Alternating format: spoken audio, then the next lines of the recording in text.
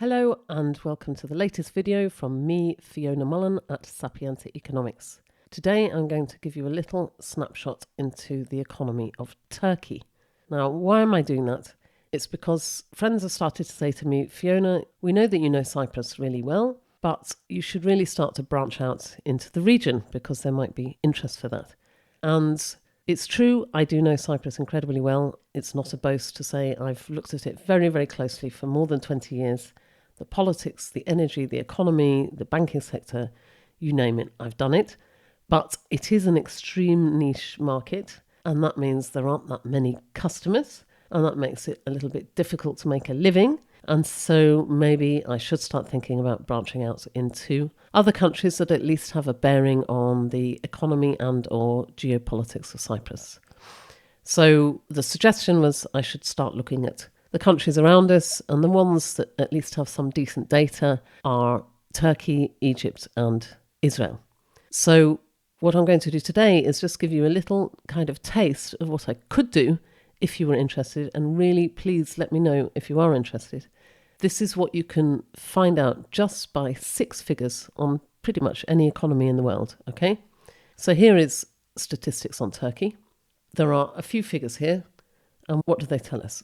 Number 1, population of 85, nearly 86 million. It means it's a big country, okay? You know, you don't need the statistics to know that. Number 2, GDP of 1,253 billion.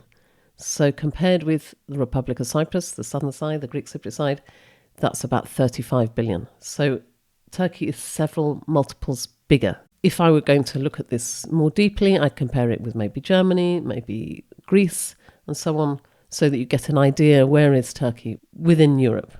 Real GDP growth. Now, for an emerging market, 3.3% is not particularly high. And so I see a growth rate like that for an economy that's still kind of developing. It's not a developing economy, it's an emerging, it would be counted as an emerging market. And I think to myself, why is it only 3.3%? Now, normally I'd want to look at a string of years, but today I'm just showing you what you can do with a single year. And the answer to that question might be here, and it might be here, and it might be here. Let me tell you what this is telling you. So the current account is essentially all of your exports of goods and exports of services minus all of your imports of goods and imports of services. There's a few other items as well, but those are the bulk of what make up your current account balance. And if it's small, which this is very small, it normally means you're in recession.